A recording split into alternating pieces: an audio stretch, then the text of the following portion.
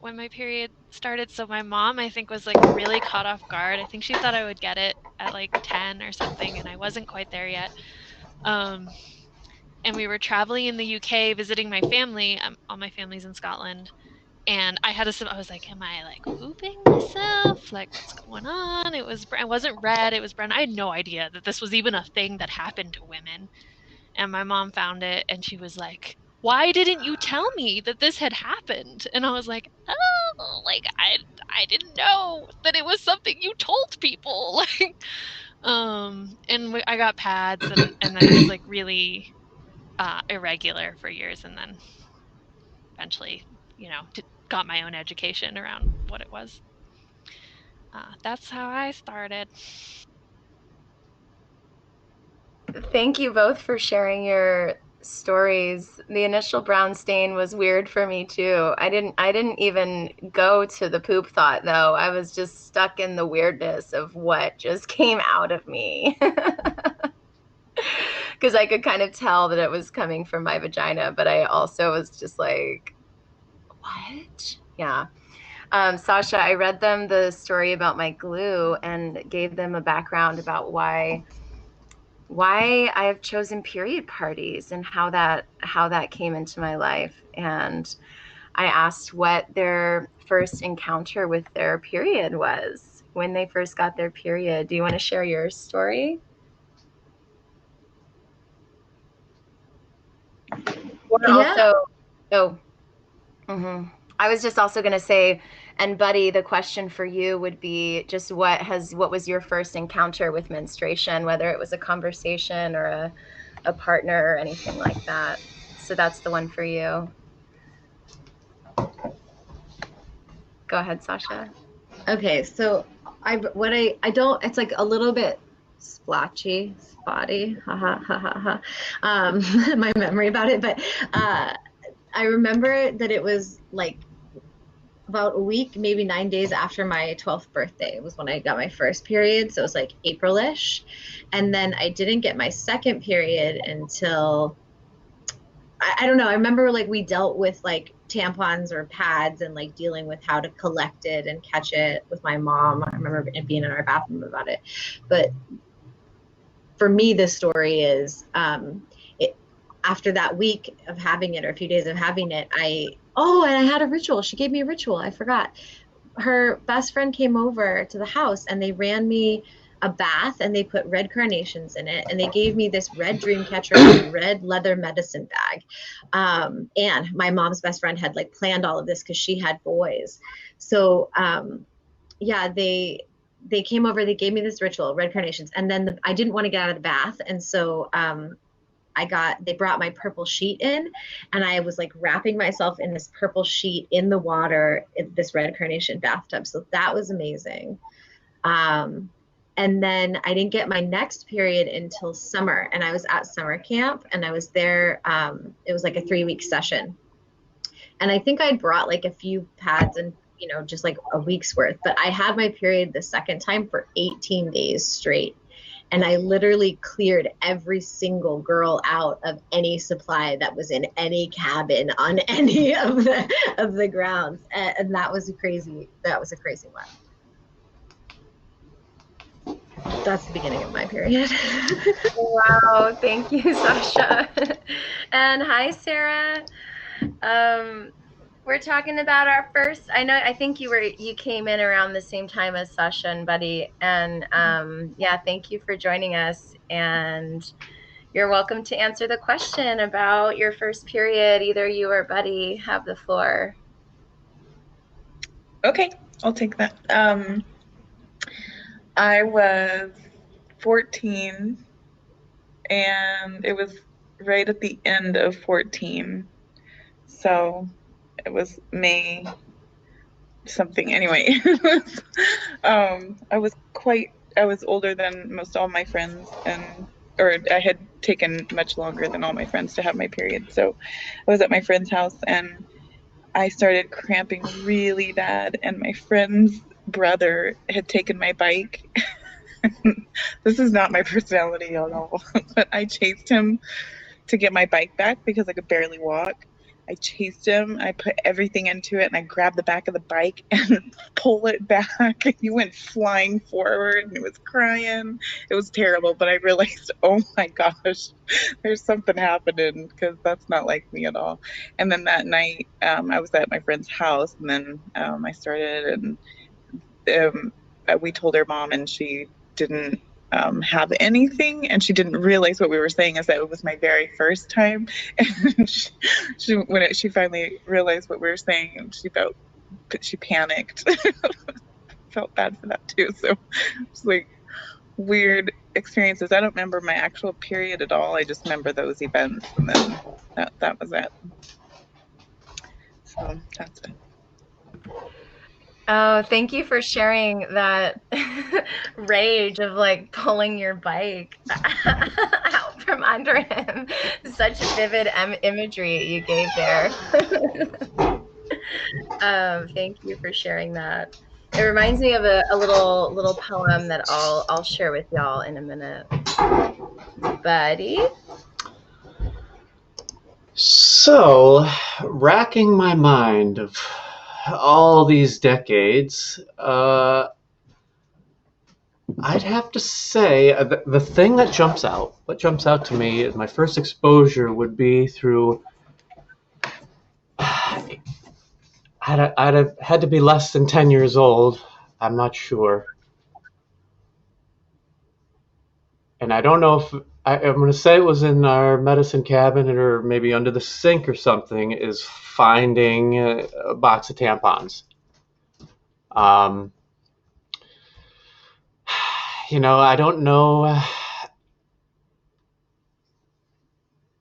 that I asked questions so long ago. I don't know that I asked questions or anything like that. So that's the first kind of like awareness. That's the first awareness. And then I'd have to say, we're going to fast forward to 6th grade here. So a couple of years later, that's when the bias comes in, right? Especially, so 6th grade for me, we're talking mid to early 80s. So we've really got, you know, A or B, male or female, this. And, you know, all the derogatory comments, oh, she's on her rag, or this or that. So that's probably like schoolyard talk. We call that schoolyard education. That comes in there. And then, so then the real awareness, or the acceptance, or the empowerment probably comes from, you know, my first sexually intimate relationship, and how that cycle and the presence of the blood and everything, just everything, the real spiritual side of it, really, because that's when, you know, you're into together and you're linking that spirituality. So I know that was 3 answers for 1 question, but Well, thank you for all 3 of those answers, because I'll interject with just a little story. Is my I dated a guy who for the first time I was like, we were sexually involved, and I was living with him, so my period was like a part of our conversation. You know, it was like, that was in every cycle he was aware of my period, right? And he was so grossed out by it. He was like so grossed out because he had a horrific experience. He was like a teenager in his car hooking up with this girl, and she was on her period and like either didn't know or didn't say. It was just wet, right? I mean, if it's like pitch black and you're bleeding, it's just like wetness, right? With an odor, but you know, I didn't ask that question. So yeah, he was driving home after they had hooked up, and the light from like the highway shined on his arms, and he was covered in her blood. He had like blood on him, and he was horrified, and he was so scared. And, so like I one time like pulled out my Diva cup a little fast, and like a splatter got on the wall, right? And he saw the splatter that was on the wall, and he like had a freak out. And I started really heavily reconnecting with this shameful experience of my cycle. So when I started coming up with period parties, I was like, okay, boys should be included. Like, boys should be included. They also shouldn't be scared of menstrual cycles. And so, I'm aware of that schoolyard talk that happens. And I experienced it when I was in school. I experienced like some boy was like, oh, smells like period. And he was just like waving his hand around and talking about it smelling like period and pussy. And I was like, huh, well, okay, this is happening. So yeah, it's helpful to hear your feedback. And I'm curious to know, before we continue around the circle, hi Dev, hi Margot. And we're talking about our first interaction with our period, our first awareness, our first cycle. And so that's where we are. And I think I forgot what I was just about to say, but we can move on and let either Margot or Deb share their. And then I want to come back to the horror stories of discovering periods with other people. That was bringing up some stuff for me. That's interesting. Yeah. And what I will say, I'll say one more thing. I think I maybe accidentally gave my brother a similar experience. I was having a fun ritual in my shared bathroom. I live with my mom and my brother, and I dumped out my Diva cup in my hands, and I made just blood art on the wall. And then I had to do a thing on the weekend, and I left the bathroom like that. And my brother, and I forgot to tell my mom, to tell my brother, I forgot to tell them, I left a mess. I'm so sorry. Don't go in there. I shouldn't have done that. He went in and called me 15 times, and he was scared something happened to me, and something horrific had happened to me. I mean, it was like a bloody bathtub, and blood art all over it. And it really scared him. He was 16. I feel really bad. So that happened. And I talk about periods all the time here, but yeah, I did that to my brother. Yikes. So now I'll open the floor back up. So you were talking about our first period experience. Mm-hmm. I started pretty early. I think I was not yet 12. It was just a few weeks before I was 12. And, looked in the toilet. Okay, I knew what it was, at least. And I went to my mom and I said, I think I started my period. It was right before school. The school bus was just about to pull up, and I was in a private school. So the school bus actually came to the house. And she's like, oh, the pads are under the counter. I'm like, I had no education. This is, I wasn't about to stick a tampon up there because I had never actually explored my vagina ever. I never looked down there. I didn't know what was down there. So this is before adhesive strip pads. This is before wings. We had these terrible, super fat and not very absorbent things that you had to pin onto these straps and put it in your underwear. I had no idea how to do this whole thing. And my mom was going on, she had her own traumas at that time. So she was no help showing me what to do. So I was pretty much fumbling around with this thing. I don't know what to do with it. Kind of stuffed it in my panties, whatever. Got onto the bus, got to school, and I bled all over my chair and on my dress in a private school. And it was horrible. So I went to the school nurse. They sent me home. And it was just traumatic. It was awful. And then I remember asking my sister, who was 2 years older than me, how do I use a tampon? And her words, I will never forget this. She said, just shove it up there. Like, I didn't even know where up there was. Like, and because I was a virgin, you know, the hymen is closed. There's really no shoving up. So, you know, I dealt with pads for many years. And because I was a ballet dancer, you know, you can't really wear a pad and wear a leotard. And it was just so awkward and awful. And then I think finally I figured out how to shove it up there, you know, and start to use tampons. And this was before cotton. And, you know, there was this big thing just starting about toxic shock. And there was all this fear about, you know, using tampons. It was an awful start to my period. And that's what I remember. Thank you for sharing that. I also kind of got the shove it up there message and had no idea like what holes. I had never explored my own vagina and vulva, super afraid to even like touch myself. I had a whole thing about it being sinful. So I feel you on the not knowing and the shove it up there thing. That part was hard.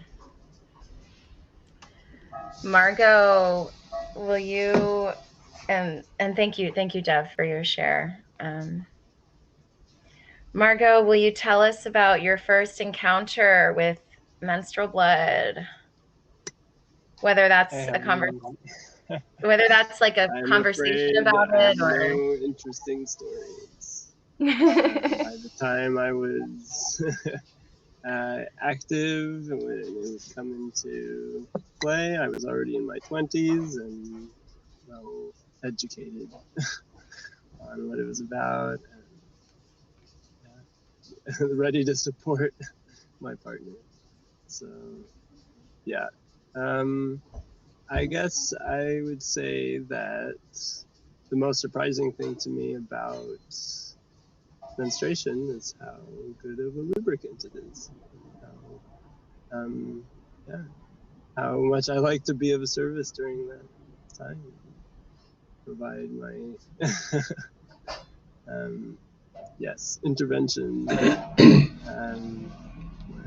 It seems to be therapeutic too. So, yeah, that's all I have to say, I feel. Cool. Thank you, Margot. So Sasha, do you want to bring it back to did you have a story that you want to share? Yeah, I mean, I love that you just shared that, actually, Margot, because it does speak to like the range of experiences that have occurred in my life, you know, just someone that's so loving, and like sometimes it does help to get a little movement in there and get it worked out at the beginning for me. So, you know, thanks for being that person that is willing to get all up in there. I had you know, there is that like stigma out there that it's gross, you know. So I definitely got programmed with that, unfortunately. And I remember I was in college and I had this boyfriend. I call him crazy ex-boyfriend Sean. He was super crazy, sexed up maniac, like loved sex so much. It was the first person I had anal sex with. Like, he was just first person I had a lot of fingers in all my parts at the same time. And, you know, like he was the record breaker in that department. Like, he just loved sex, and we had a lot of sex. But the first night that we were together, so it's college, and he worked at Ben and Jerry's. So he would be scooping the ice cream all day, and he had ice cream like up his arms. Like, he came over to my house from work, and I don't know, we both got a little bit wild and crazy that night. We definitely got wild and crazy with each other, so forgive the graphic of the story. But anyway, I grabbed his arm and I was like licking this gross like dried ice cream off his arm. And then we were like getting into it in my kitchen, and then I was like, oh no, I'm on my period. And he was like, I don't care. And he just took my pants down like right there in my kitchen and just stuck his face in it. And I was like, holy shit, this is okay. So there's that.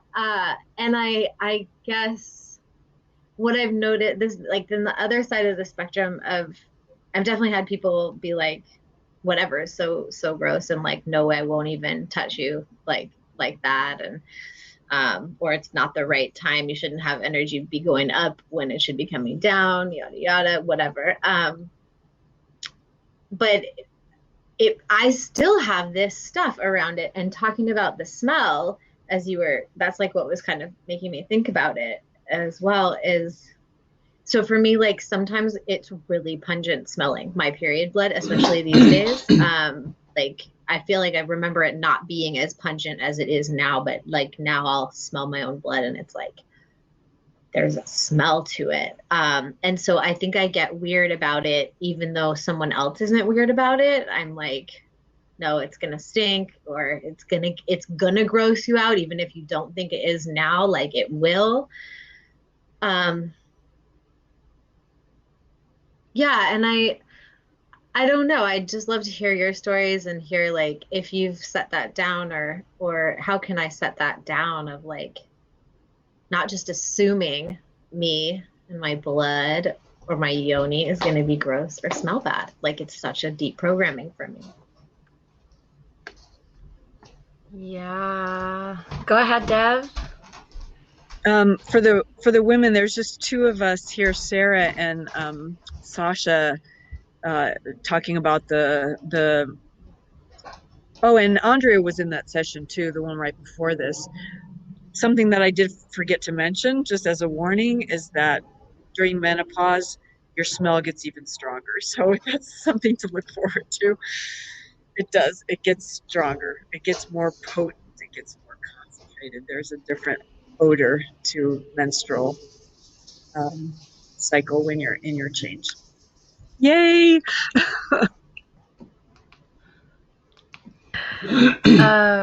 So your question, Sasha, is how to put that down, right? And like, if someone, like, what that made me think of was how like, to believe people, because if, for me, like, I thought that I just smelled bad, that my vulva, that my vagina, that it was just that it smelled bad. And I would get a response like, or no response about how I smell, or a response of me smelling and tasting good. And yet still there's this doubt that something about me is like a repellent or something. And I'm not sure why it's that severe, but it definitely has been that severe, so much so that I never really often let people into that space. And I certainly have had a really hard time relaxing and allowing people to fully experience my essence. Because I've been so nervous. Dev, do you have a response? Well, I think that, in our modern culture, just generally, we've been repulsed by our own smells. We shower every day, we put deodorant on, we cover ourselves with perfume or essential oils. And, I also, for a while I was in the hippie circles, and, hippie smell. It was like, ooh, they don't bathe, and it was disgusting. But, that's how our bodies are.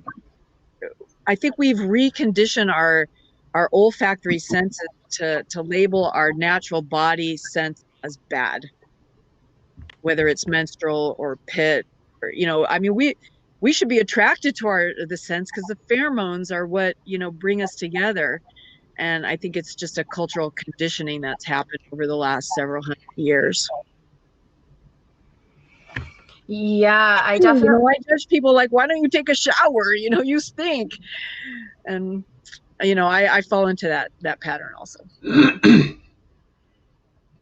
I just want to mention the irony that by showering every day, we're causing ourselves to produce much more smells than we would do otherwise. So our paranoia about it has ensured that we continue to inflict ourselves as strongly as possible.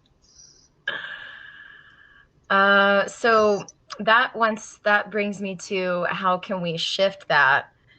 I'm stuck on something. So I went down on this girl in college one time, and I was like, dude, you taste like peaches. Holy shit, you just literally taste like peaches.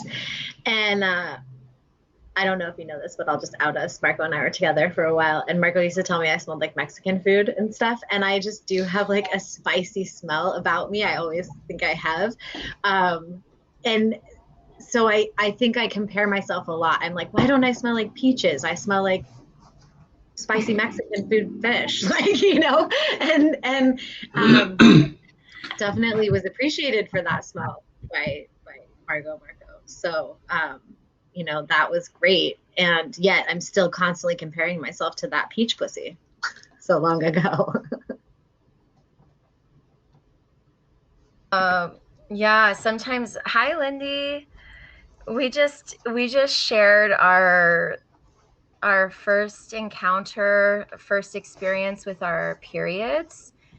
And we talked about that, and now we're talking about our relationship with our own pussies and their smells and their blood, our blood, and yeah, we're talking about that. So now I've forgotten what I was going to say. It floated away into the ether. I'm trying to grab it. I'm just going to say goodbye. I'm going to wander off. Beautiful, beautiful talk. Thanks for the tip. Good morning. Thanks for coming. Bye. Lindy, I just want to ask, like, do you need a moment alone with me? Or are you good? Where are you? I just lost you. Oh, there you are. I'm okay.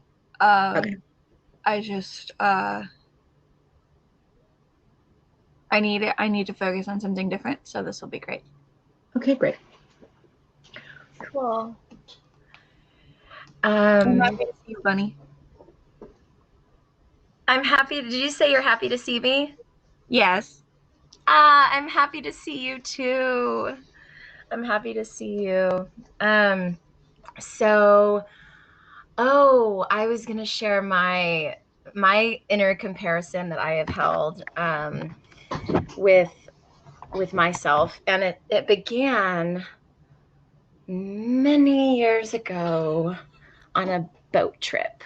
No, on a aquatic science trip for my, I don't remember, my 10th grade or something like that. I didn't start my period until I was 16, almost 17. I think it was about 16. And so I always felt masculine around all these girls who were, and I was also very strong, very short, very muscular, very like strong, sturdy, like brick of a little person. And I was always really self-conscious about it because I had friends who were getting boobs and hips and boys and all that thing, and I just really wasn't in that world. And I had this really good friend, Emily, who was like super hot. She was like, I always wanted to be taller too because I wanted to be a model and I want to be hot and sexy and curvy and all that stuff. And so we were friends. So we were hanging out all the time. She's curvy. She's got tattoos. She's getting boys. She's having sex. Well, we went to this aquatic marine science trip, field trip, away trip, and we're in a cabin. And she like just pulled out her pussy and was like, my nanny is so perfect. It's like a porn star nanny. Look. And she just like opened her legs and invited us to look at her perfect vagina, right? And she was so waxed. She's so small, like a tiny little vagina. It was really cute.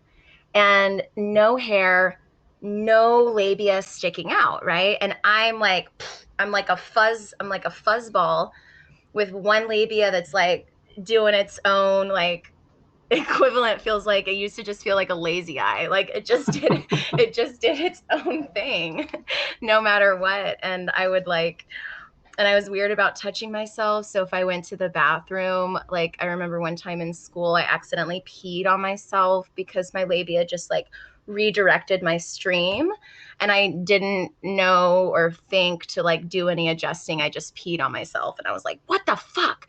So then my whole life, I just had this perception that there was something wrong with my labia, with me. And then when I saw her perfect vulva, I was like, what?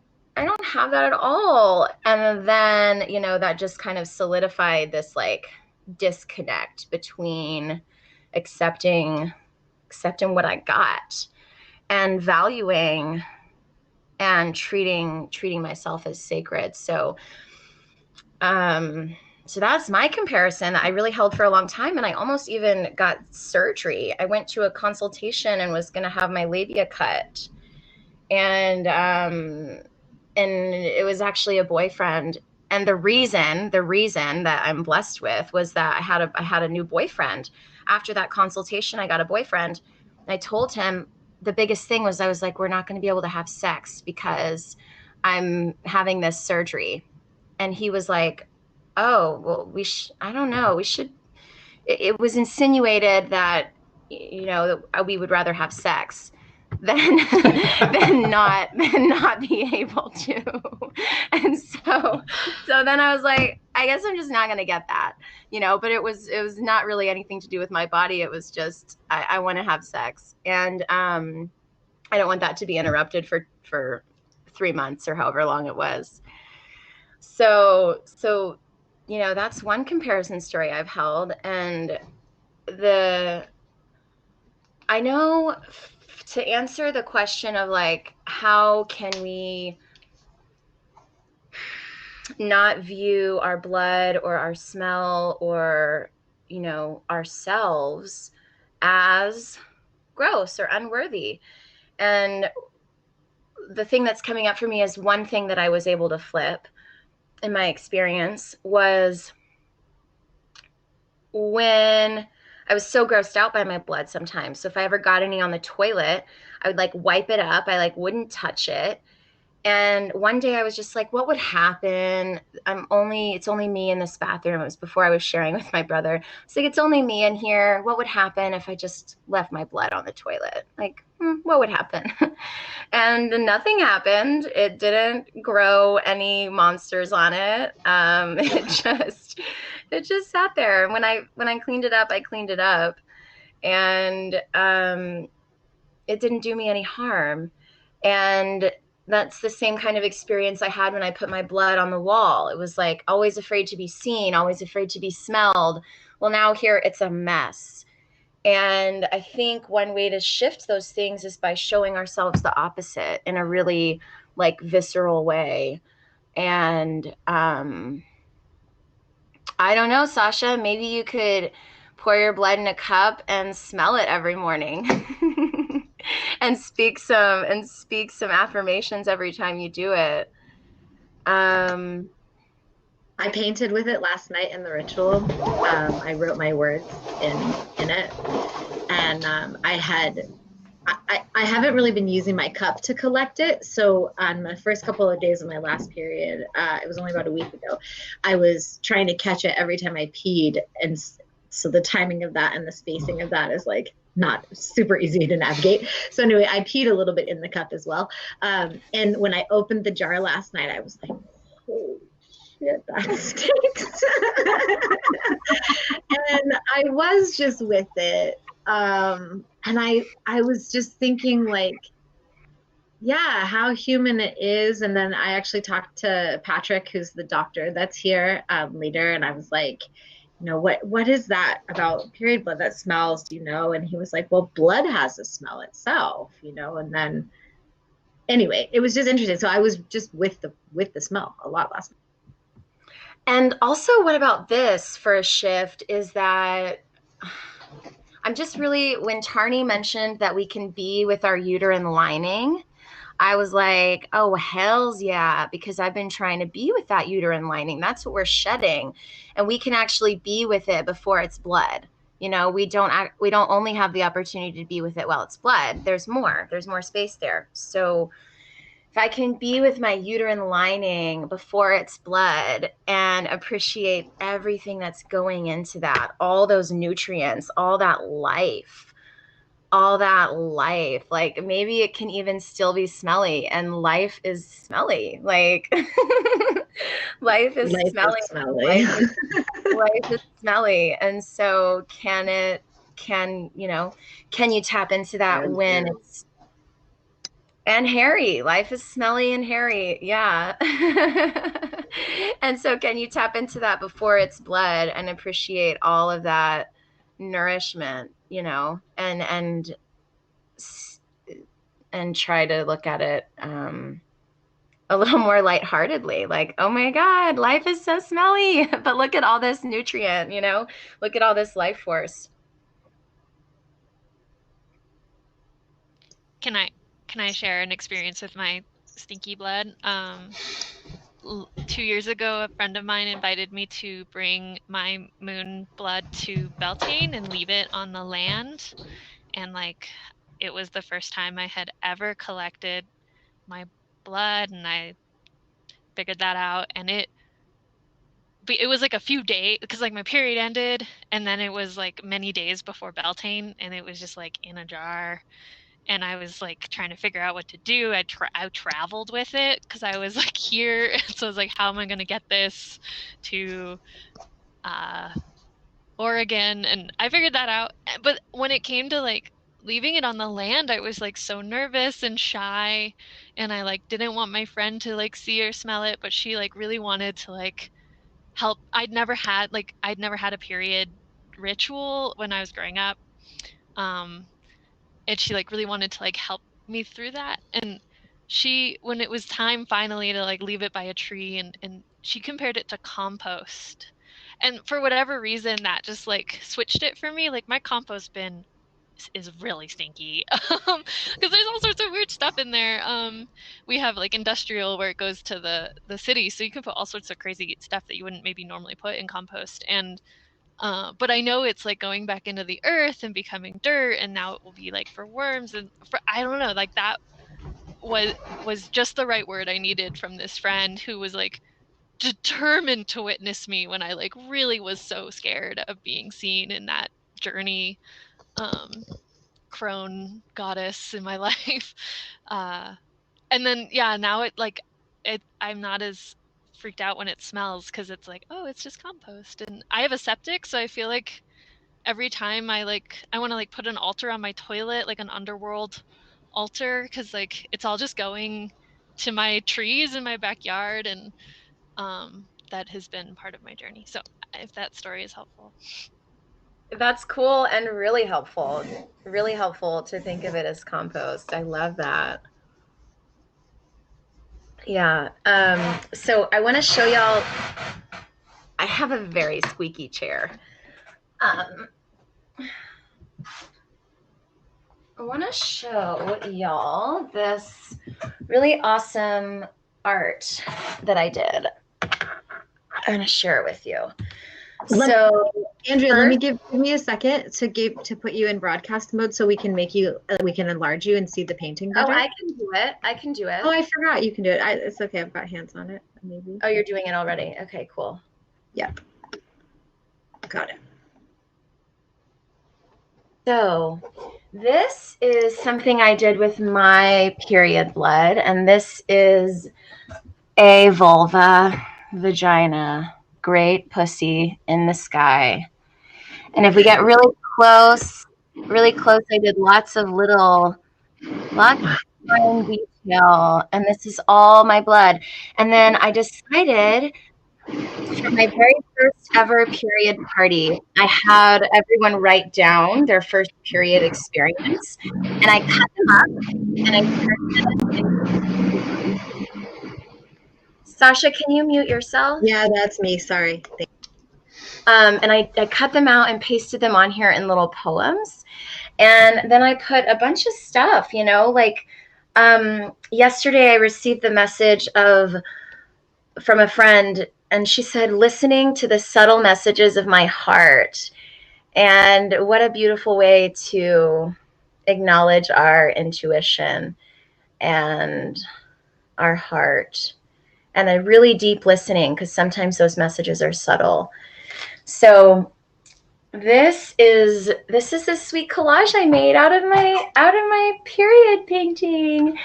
And there's just all these period phase of life, cycle of life blessings on here.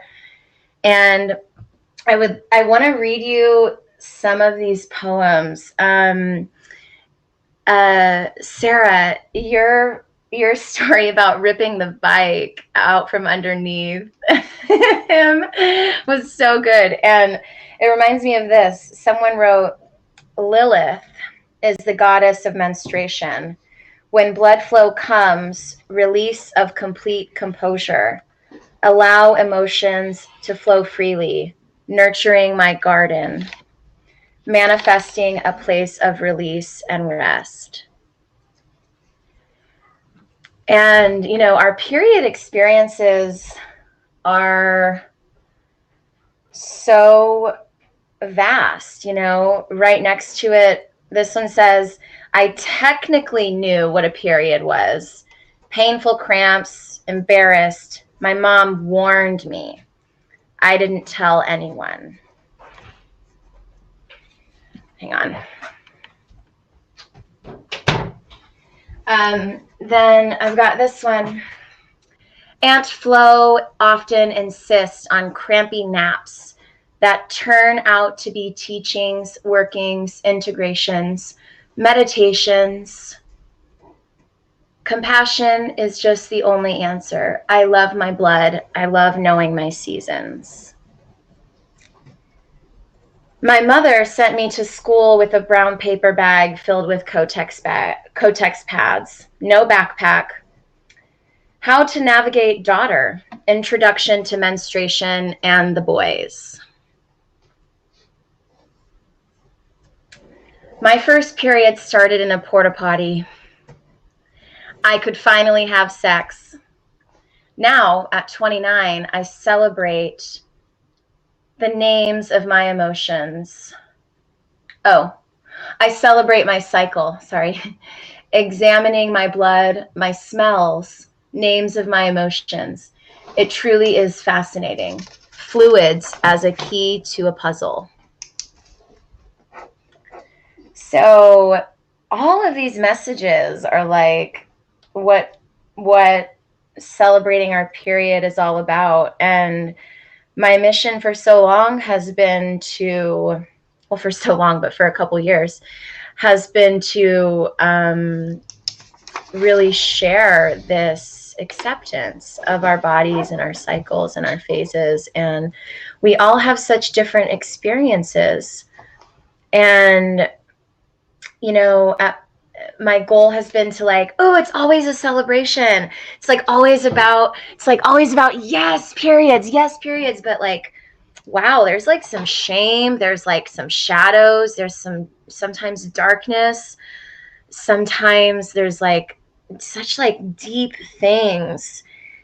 And I think, you know, I want to honor every experience, and they're all welcome and they're all accepted. And there's love there and community there. And it just fits so perfectly together. When I started putting these poems on this art, I was just like, duh. Duh, period parties, duh. And yeah, this is like totally my vision, and all of your answers and feedbacks are so important to me, and especially the male perspective, because I think periods and cycles are for everyone to acknowledge and respect and have reverence for and celebrate. And yeah, it's just so special to receive all of your feedback and to have this conversation with you. Thank you.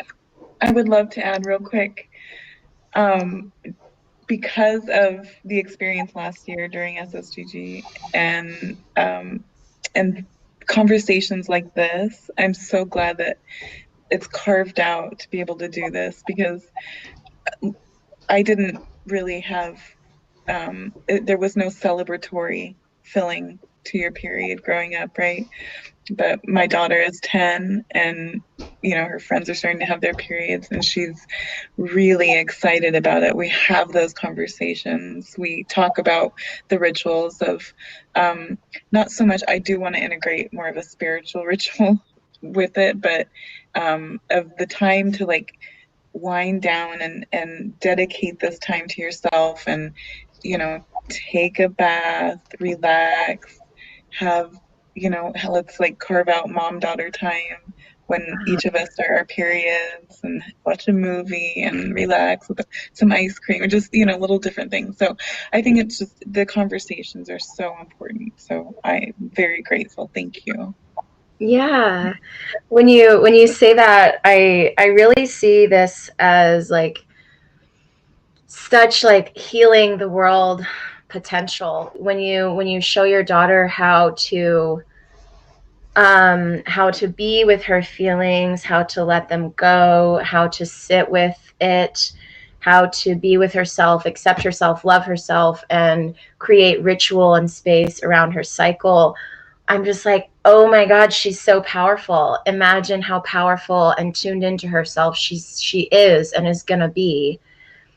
And it's so beautiful to create that. And you're also like healing the mother-daughter relationship when you do that work with her. I've been studying about, I read this book. How much time do we have, Sasha? We are going until 12:22, so we have 5 minutes. Thank you for asking, and sorry for not warning you. I am like super having a moment and just really moved. So thanks.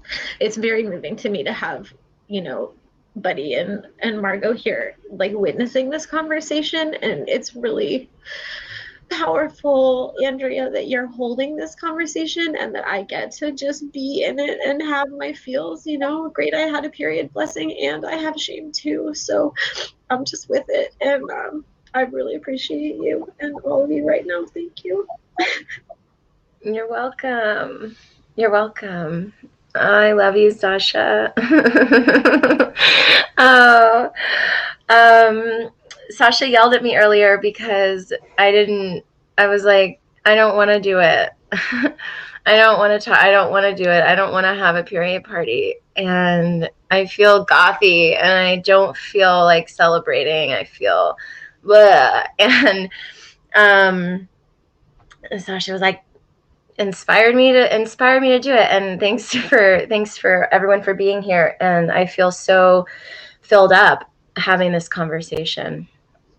And what I was going to say was that I'm reading this book, and throughout our history and time and cultures, women have been fucking like pushed down, mothers acting and forced against daughters for this big patriarchy thing, right? There's the tradition of like foot binding in China, where moms have been forcing their daughters to bind their feet because that's a class thing, and they get the men, they get the rich men, they get the better life, but they can't run. They can't run away. They can't escape, and people go to hospitals like ravaged and torn up. They can't walk, and their mothers are doing it to them. And we've got the whole witch craze where women who didn't, it really was a lot of just like women who were on the outskirts, women who didn't participate in all of the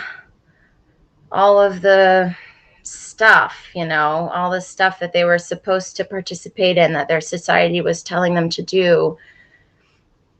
And they were burned.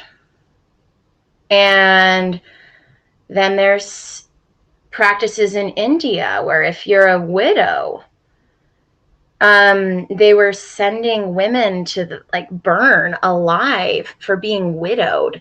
I can't remember what this tradition is called actually, but it's like for the husband's honor, and it must be your karmic fault that your husband died, and you burn. And if you don't burn, then you're like shunned and you have no right and you can't interact in that society. So I started learning about all these ways, all the ways that these ideals like creep into our systems and our lives.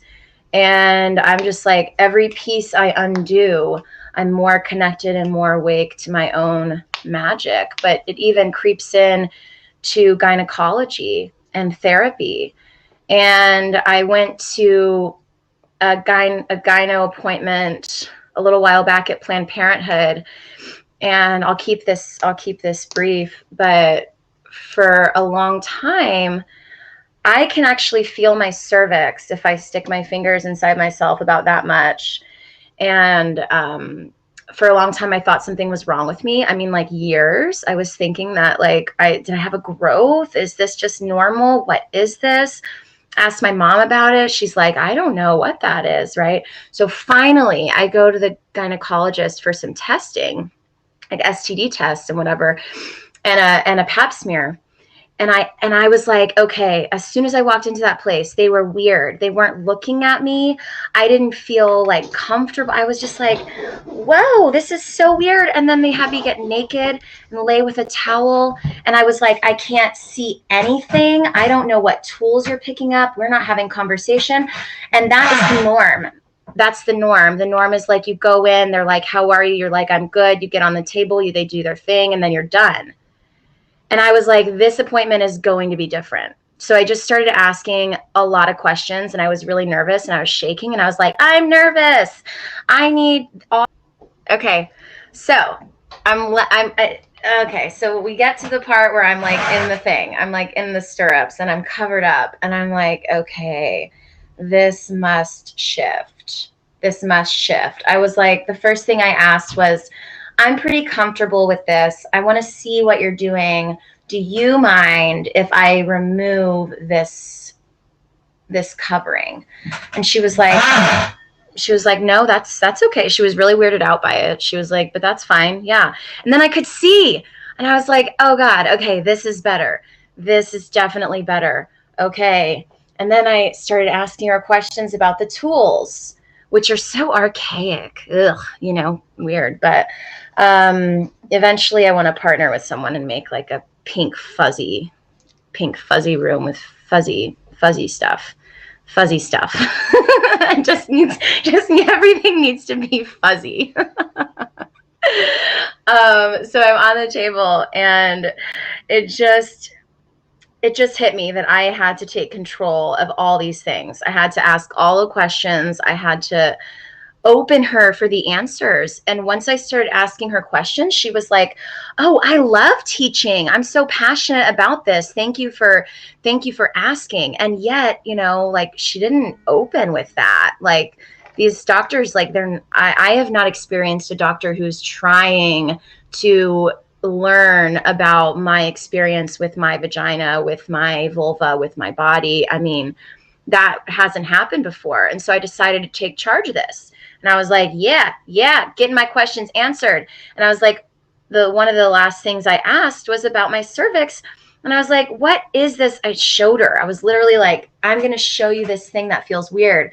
What is this thing? And then she stuck her fingers in there and she was like, oh my God, you mean that thing? And I was like, yeah. She's like, that's your cervix. And I was like, whoa.